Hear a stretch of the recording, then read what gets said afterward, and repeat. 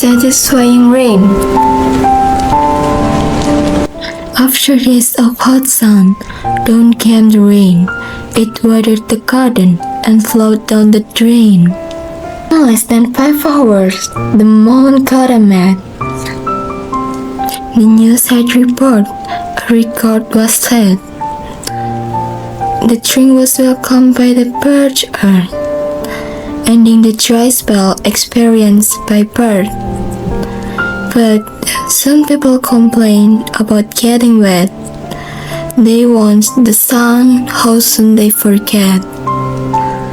We're never satisfied with what we get. It's too hot or too cold, too dry or too wet.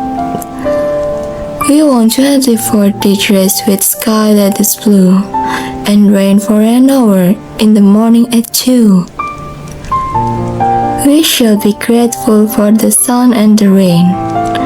Make the most of it all and do not complain.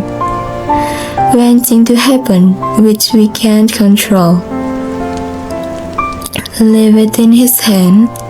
It's part of His goal.